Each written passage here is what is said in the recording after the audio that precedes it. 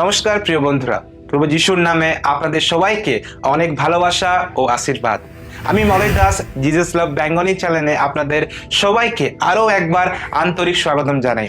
বন্ধুরা, আমরা বর্তমানে একটি ধারাবাহিক সিরিজের মধ্যে দিয়ে যাচ্ছি। আজ আমরা আবার একটি নতুন অধ্যায়কে নিরীক্ষণ করব। এই অধ্যায় শুধু পড়ার জন্য নয়, বরং আমাদের দৈনন্দিন জীবনে প্রয়োগ করার একটি আত্মিক যাত্রা। এই সিরিজের নাম বাইবেল পরিক্রমা। এই সিরিজের আগের ভিডিওগুলি দেখার জন্য ওপরে দেওয়া আই বাটনে ক্লিক করে প্লেলিস্টে গিয়ে দেখতে পারেন। আদি পুস্তক থেকে শুরু করে প্রকাশিত বাক্য পর্যন্ত এবং আদম থেকে শুরু করে প্রভু যিশুর দ্বিতীয় আগমন পর্যন্ত আমরা এই সিরিজের মধ্যে দিয়ে অধ্যয়ন করে যাব। বাইবেল শুধু ইতিহাস নয়, এটি আজও জীবন্ত ও শক্তিশালী। তাই আপনি যদি সত্যি ঈশ্বরের বাক্যকে ভালোবাসেন, আপনার বিশ্বাসকে আরো দৃঢ় করতে চান, তাহলে এই যাত্রায় আমাদের সঙ্গে থাকুন। নিয়মিত ভিডিও দেখতে চ্যানেলটি ফলো করুন, সাবস্ক্রাইব করুন এবং প্রভুর বাক্যের এই পথে আমাদের সাথে থাকুন।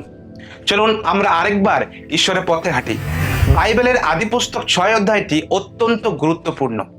এটি মূলত পৃথিবীতে মানুষের নৈতিক পতন, রহস্যময় নেফিলিম এবং বন্যার পূর্বে নোহকে জাহাজ তৈরির একটি কাহিনী।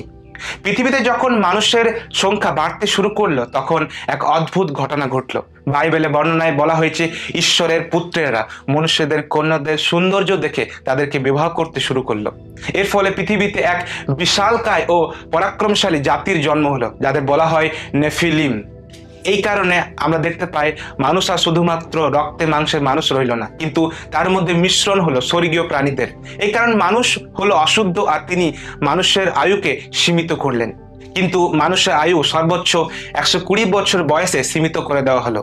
ঈশ্বর দেখলেন যে পৃথিবীতে মানুষের দুষ্টতা এবং পাপ চরম সীমায় পৌঁছেছে। মানুষের অন্তরে প্রত্যেকটি চিন্তা কেবল মন্দের দিকে ধাবিত হচ্ছিল। এটি দেখে ঈশ্বর অত্যন্ত দুঃখিত হলেন এবং তার মনে ক্ষোভ জন্মালো। তিনি সিদ্ধান্ত নিলেন যে তিনি পৃথিবী থেকে মানুষ এবং সমস্ত জীবজন্তু যারা ভূমিতে বিচরণ করে তাদের মুছে ফেলবেন, কারণ তিনি মানুষকে সৃষ্টি করে অনুতপ্ত হয়েছিলেন। প্রথমত ঈশ্বর ভক্ত সেতের বংশ ও ঈশ্বর ভক্তহীন কৈনের বংশের মধ্যে বিবাহ বন্ধন। দ্বিতীয়ত প্রাচীনকালের শক্তিশালী শাসনকর্তাদের বহু বিবাহ দ্বারা, এবং তার সাথে সাথে তৃতীয় হলো মানুষের মেয়েদের সঙ্গে স্বর্গীয় প্রাণী অর্থাৎ বেনে এলোহিমদের বিবাহ। ঈশ্বরের ভ্রষ্ট স্বর্গদূতেরা বিবাহ করেছিল। এই তৃতীয় কারণের পৃথিবী দূর থেকে দুর্নীতি পরিপূর্ণ হয়েছিল। এই কারণে ঈশ্বর সিদ্ধান্ত নিতে বাধ্য হলেন যে পৃথিবীতে এই সমস্ত প্রাণী, যারা অশুদ্ধ প্রাণী, যারা বীর, যারা নাফিলিম, তাদেরকে শেষ করার জন্য এবং ভ্রষ্ট মানুষদেরকেও শেষ করার জন্য একটা নতুন আরম্ভ করার জন্য তিনি এই সিদ্ধান্ত নিয়েছিলেন। পুরো পৃথিবী যখন পাপে নিম্নজিত, তখন কেবল একজনই মনুষ্য ঈশ্বরের দৃষ্টিতে অনুগ্রহ লাভ করেছিলেন। তিনি হলেন নোহ। নোহ ছিলেন একজন ধার্মিক এবং নির্দোষ মানুষ। তিনি ঈশ্বরের পথে চলতেন।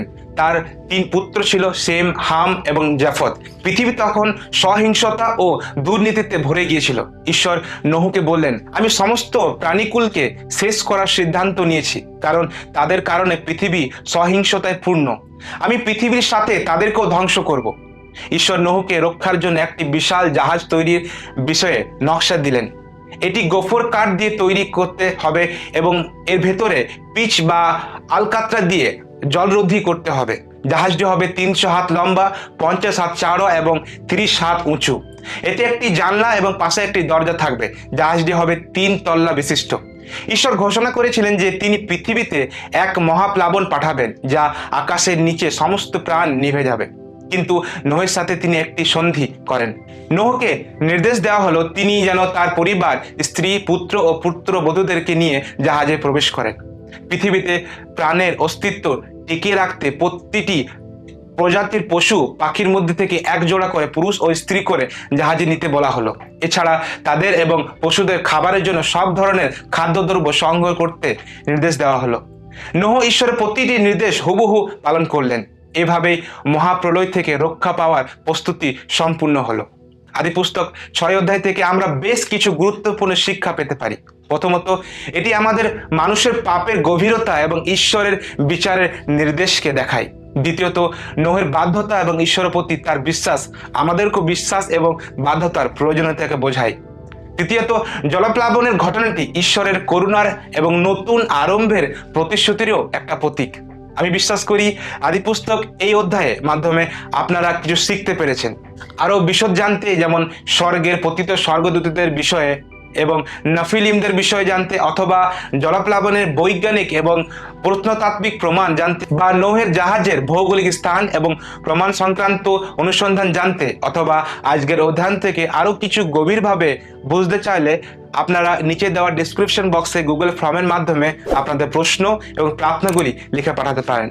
আপনাদের পাঠানো প্রশ্ন ও প্রার্থনাগুলি আমরা গুরুত্বের সহকারে পড়ব এবং ঈশ্বরের ইচ্ছা অনুসারে আমরা নিজেরাই আপনাদের সঙ্গে যোগাযোগ করব। আমি বিশ্বাস করি এই অধ্যয়ন দ্বারা আপনারা আশীর্বাদ প্রাপ্ত হয়েছে। প্রভু আপনাদের সঙ্গে থাকুন। জয় যিশু। নমস্কার।